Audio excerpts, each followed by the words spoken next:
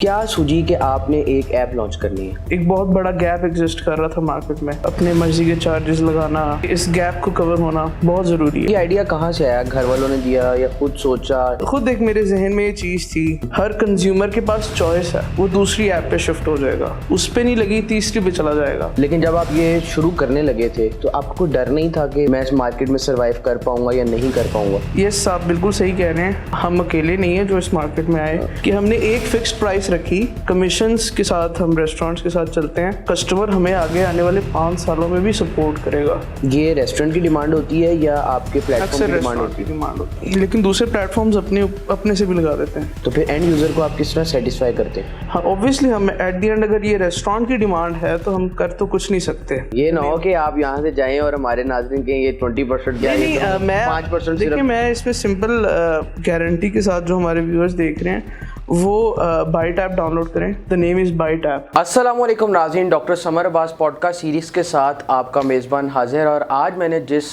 Guest को बुलाया है वो बहुत बड़े एंटरप्रेन्योर हैं जिन्होंने हालिया में अपना एक बिज़नेस शुरू किया है। बहुत से इंटरनेशनल ब्रांड्स हैं पाकिस्तान में, उसके मुकाबले में उन्होंने एक नेशनल लेवल का लाहौर से उन्होंने एक स्टार्ट लिया है और माशाल्लाह से उनके अब तक 700+ जो रेस्टोरेंट्स हैं वो ऑन बोर्ड आ चुके हैं। कौन सा बिज़नेस है, क्या कर रहे हैं, कौन से कंपटीटर्स हैं, ये सारे हम दाऊद अहमद साहब जो कि CEO हैं बाइट पाकिस्तान से, उनसे बात करेंगे। आप एक यंग हैं, एंटरप्रेन्योर की तरफ आप आए, क्या सूझी कि आपने एक ऐप लॉन्च करनी है? बेसिकली देखें, अगर आप स्पेसिफिकली ऐप पे आते हैं जो कि मैंने अभी रिसेंटली नवंबर 2025 में लॉन्च की, तो उसके पीछे ऑब्वियसली एक बहुत बड़ी रीज़न ये थी कि एक बहुत बड़ा गैप एग्जिस्ट कर रहा था मार्केट में। ठीक है। एक कंपेटिटर जो है सेम फूड डिलीवरी इंडस्ट्री में, वो मतलब मोनोपोलिस्टिक अप्रोच के साथ चल रहे थे और ऑब्वियसली अपने मर्जी के चार्जेस लगाना और सारी चीज़ें इस तरह चल रही। तो जो मैंने ये फील किया कि इस गैप को कवर होना बहुत ज़रूरी है। सबसे पहले हमारे नाज़रीन को बताएं, जो बाइट पाकिस्तान है इसमें क्या क्या चीज़ें आ जाती हैं और इसका पर्पस क्या है? फ़िलहाल तो हमने अपना जो आगाज़ है वो फूड डिलीवरी से ही किया है। मतलब हमारे पास रेस्टोरेंट्स हैं और अल्हम्दुलिल्लाह विद इन दीज 8-9 मंथ्स ये हमारा एक कह लें ट्रायल पीरियड था जिसमें हमने अल्हम्दुलिल्लाह 20,000+ ऑर्डर्स डिलीवर किए हैं ऑल ओवर द लाहौर। इसके बाद हमारा अगला फेज़ होगा, we obviously aim to expand in other services. तो हम ग्रॉसरी में भी जाना चाह रहे हैं, ग्रॉसरी भी है हमारी पाइपलाइन में, इंशाल्लाह फार्मेसीज भी हैं। तो overall we want to make it a super app covering every industry. Byte app को लॉन्च करने में आपको कौन कौन से चैलेंजेस का सामना था? चैलेंजेस ऑब्वियसली देखें हर बिजनेस के अंदर है। आप मतलब जो भी बिजनेस आप देखेंगे ऑब्वियसली रातों रात तो एक होगी नहीं, एक सक्सेस नहीं होगी वो, और ऑब्वियसली पीछे बहुत सारी मेहनत होती है, हर तरह की रुकावटें भी आप फील करते हैं, whether it's from micro level to macro level. Micro level में जिस तरह के आप लोग होते हैं, फॉर एग्जांपल वेंडर्स हो गए, आपके साथ जो ऑन बोर्ड पार्टनर्स हैं, राइडर्स हैं, ये सारे चैलेंजेस। मैक्रो लेवल पे आप जाएंगे तो ऑब्वियसली गवर्नमेंट इंस्टीट्यूशंस भी आ जाएंगी, हमारे मुल्क की बैंकिंग भी आ जाएगी। तो ऑब्वियसली आप इन सारे चैलेंजेस को पार करते हुए ही ग्रो करते हैं। ठीक है। तो ये आइडिया कहाँ से आया? घर वालों ने दिया या खुद सोचा? कहाँ से ये सिलसिला शुरू हुआ? खुद एक मेरे जहन में ये चीज़ थी। अच्छा। जो मुझे चुभ रही थी। फॉर एग्जांपल मैं ज़्यादातर रियाद सऊदी अरेबिया में होता हूँ। अच्छा। मेरा एक फैमिली बिजनेस है पूरा, जो GCC में और पाकिस्तान के अंदर भी हम कर रहे हैं ऑलरेडी बाइट के अलावा। तो मैंने उधर रियाद में ये फील किया कि यार there are at least 15 to 20 apps operating with in the kingdom. हर कंज्यूमर के पास चॉइस है। मतलब अगर इस ऐप के ऊपर कोई ऑफर नहीं लगी, वो दूसरी ऐप पे शिफ्ट हो जाएगा, वो उधर से ऑफर अवेल करेगा, उस पे नहीं लगी तीसरी पे चला जाएगा। तो जो वहाँ पे एक ऑप्शंस है ना, और कंज्यूमर अपने हिसाब से ऑर्डर कर सकता है, क्योंकि जाहिर है हर ऐप सेम नहीं होती, लुक एंड फील सेम हो सकती है, बट ऑब्वियसली फीचर्स में और वैरायटी में, इन सब चीज़ों में हर ऐप डिफरेंट होती है। ठीक है। तो एट द एंड चीज़ यही है कि मेरे जहन में था कि यार इधर तो सिर्फ एक ही ऑप्शन है, ठीक है, और मतलब वो जो एक ही ऑप्शन जिस पे लोग रिलाय कर रहे हैं, अगर वो फ़ायदा उठाना शुरू हो जाए तो इसमें तो पाकिस्तान की तो कोई ग्रोथ नहीं है। ठीक है। अच्छा, आपने देखा होगा कि कुछ सालों में, कुछ महीनों में कंपटीटर्स और भी आए थे। अब वो चले नहीं चले वो एक अलग डिबेट है, लेकिन जब आप ये शुरू करने लगे थे तो आपको कोई डर नहीं था कि मेरा जो कंपटीटर है वो बहुत बड़ा कंपटीटर है, मैं इस मार्केट में सरवाइव कर पाऊंगा या नहीं कर पाऊंगा? नहीं, इसमें देखें डर वाली तो कोई ऐसी बात नहीं है। बस हमने यस, आप बिल्कुल सही कह रहे हैं, हम अकेले नहीं है जो इस मार्केट में आए, हमारे से पहले भी आए, बहुत फिर आए, पहले बहुत बहुत आए और बहुत चले गए। मतलब अभी हालिया में कराची के अंदर भी जी जी उधर उस नेशनल लेवल पे जी जी शुरू हुआ है। बिल्कुल, बहुत अच्छी बात है। इस तरह लेकिन कंपटीशन बढ़ना चाहिए। हम देखें हेल्दी कंपटीशन के हक में हैं, हम किसी के खिलाफ नहीं है। तो किस तरह ये जो ऐप है वो मुख्तलिफ है दूसरी ऐप से जो इस वक्त मार्केट में एग्जिस्ट कर रही है? उसमें मैं अगर आपका पिछला पॉइंट, लोग आपके पास क्यों आपकी ऐप पे ऑर्डर करें?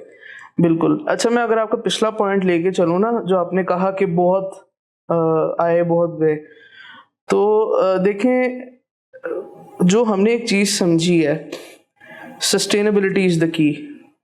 अगर आप स्लो एंड स्टडी वाली ग्रोथ से चलेंगे तो ही आप कामयाब हैं। If you are aggressive on your spendings, अगर आप कॉस्ट सेव नहीं कर रहे, अगर आप एनालिसिस नहीं कर रहे कि आपको किस चीज़ में इंटरनली इश्यूज आ रहे हैं, तो आप कामयाब नहीं हो सकते। मुझे लगता है कि मैं इस तरह नहीं कह रहा कि किसी ने भी नहीं की होगी वर्किंग, जो मेरा एक एनालिसिस है, शायद वो कोई बहुत बड़े नाम थे जो बीच में आए, उनके पास बैकिंग थी बहुत अच्छी, उनसे वो संभाली नहीं गई। मतलब एग्रेसिव स्पेंडिंग कर दी उन्होंने, इन्वेस्टमेंट बहुत ज़्यादा बर्न कर दी, तो बस एग्जिट कर गए मुल्क से। ठीक है। अच्छा, दूसरी बात जो आपने कही है कि हम किस तरह यूनिक हैं। अच्छा, हम यूनिक इस सेंस में, मैंने पहले दिन से जब ये मैंने अपने बिजनेस का मॉडल बनाया तो मेरी ये थॉट प्रोसेस था कि यार इंस्टेड ऑफ हिडन चार्जेस मैं ट्रांसपेरेंट प्राइसिंग पे खेलूँगा। अच्छा, ट्रांसपेरेंट प्राइसिंग में क्या है, अगर मैंने ये अनाउंस किया है या अगर हमारी मार्केटिंग ये कन्वे कर रही है लोगों को कि 100 रुपये fix delivery charges all over the Lahore हैं, तो हैं। मतलब अब आप भी चेक कर सकते हैं whenever you order from our platform, और जब आप वही रेस्टोरेंट दूसरे प्लेटफॉर्म से ऑर्डर करें तो our app feels 20% less in value. ठीक है। मतलब कि हमने एक फिक्स्ड प्राइस रखी, ट्रांसपेरेंट प्राइसिंग रखी, कमीशंस के साथ हम रेस्टोरेंट्स के साथ चलते हैं, और हमने कोई इतनी यूनिक चीज़ नहीं की ऑनेस्टली। हमने वही किया है, हमने फूड डिलीवरी देनी है, यानी कि आप लोगों को जो सर्विसेज हैं वो सस्ते में प्रोवाइड कर रहे हैं, और दूसरा सस्ते में भी, और इस तरह हो कि वैल्यू टू मनी हो वो चीज़। अच्छा। अपनी हमने यही शुरू दिन से थॉट प्रोसेस रखा हुआ है कि यार हमने कस्टमर रिटेंशन पे फोकस करनी है। ठीक है। चाहे पैसा जितना भी लग रहा है उसके पीछे जो भी हमारी चीज़ें हो रही हैं, लॉस हो रहा है हो, लेकिन जब हमारा ये कस्टमर एक से बढ़ के एक साल के अंदर फॉर एग्जांपल 1000 भी होगा ना, तो वो 1000 कस्टमर हमारी लॉयल यूज़र बेस है। वो 1000 कस्टमर हमें आगे आने वाले 5 सालों में भी सपोर्ट करेगा। वो एक वर्ड ऑफ माउथ का नेटवर्क बनता चलेगा, जिस वजह से ऑब्वियसली लोगों को जितनी भी फूड्स ऐप हैं उस पे कुछ रेस्टोरेंट के जो प्राइस होती हैं, चार्जेस होते हैं, वो उनके जो मेन्यू है उससे डिफरेंट होता है। ऐसा क्यों है? क्या आपकी ऐप पे भी इस तरह की है कि अगर आप रेस्टोरेंट चले जाएं तो उनके मेन्यू में चार्जेस और हैं, और आप जब ऑनलाइन देख रहे हैं तो उधर चार्जेस और हैं? यूजुअली यस, दूसरे प्लेटफॉर्म्स पे ऐसे होता है। ये रेस्टोरेंट की डिमांड होती है या आपके प्लेटफॉर्म की डिमांड होती है? अच्छा, लेकिन दूसरे प्लेटफॉर्म्स अपने से भी लगा देते हैं। ठीक है। तो फिर उसके ऊपर आप क्या करते हैं जब रेस्टोरेंट की डिमांड होती है कि हमने ये प्राइस देनी है, तो फिर एंड यूजर को आप किस तरह सेटिस्फाई करते हैं? देखें, रेस्टोरेंट की जब ये डिमांड होगी ना कि हमने ये प्राइस देनी है, तो वी विल मेंशन इट।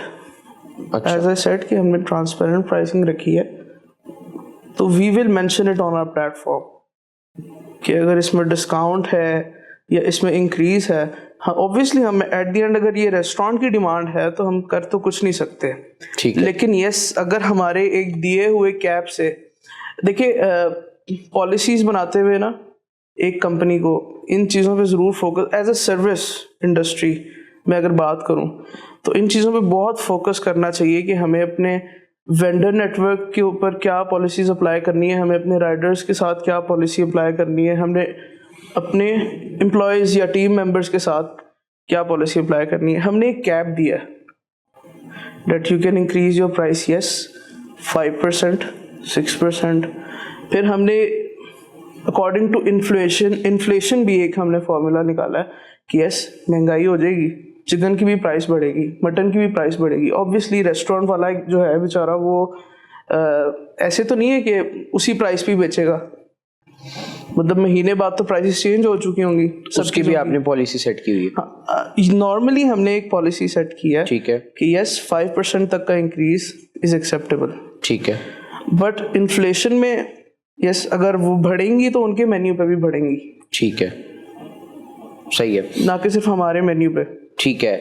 अच्छा नाजरीन, अगर आप लाहौर के अंदर सस्ता फूड ऑर्डर करना चाहते हैं वो भी ऑनलाइन, तो आपको दाऊद साहब बताएंगे कि आप कौन सी ऐप से ऑर्डर कर सकते हैं। तो दाऊद साहब हमारे नाजरीन को बताएं कि कौन सी ऐसी ऐप है जिसमें आप कह रहे हैं 20% सस्ता पड़ेगा दूसरी ऐप से। ऑब्वियसली ये ना हो कि आप यहाँ से जाएं और हमारे नाजरीन कहें ये 20% क्या है, नहीं, तो मैं 5% देखिए मैं इसमें सिंपल एक क्लैरिटी के साथ और फुल मैं अपनी गारंटी के साथ जो हमारे व्यूअर्स देख रहे हैं वो बाइट ऐप डाउनलोड करें। The name is Byte app, Byte Pakistan, और ये गूगल प्ले पे भी है, ऐप स्टोर पे भी है, दोनों। आप उसे डाउनलोड करें, आप बेशक ऑर्डर ना करें, ठीक है, आप प्राइसेस देख लें, आप दूसरे प्लेटफॉर्म की भी प्राइसेस देख लें, ठीक है, आप हमारी भी देख लें, तो 20 then you can simply calculate the difference। ठीक है। और अगर ऐसा ना हो तो ऐसा ना हो, ऐसा मतलब ऐसा हो ही नहीं सकता क्योंकि है डिफरेंस, मतलब इस तरह तो नहीं हम भी कमेंट कर रहे।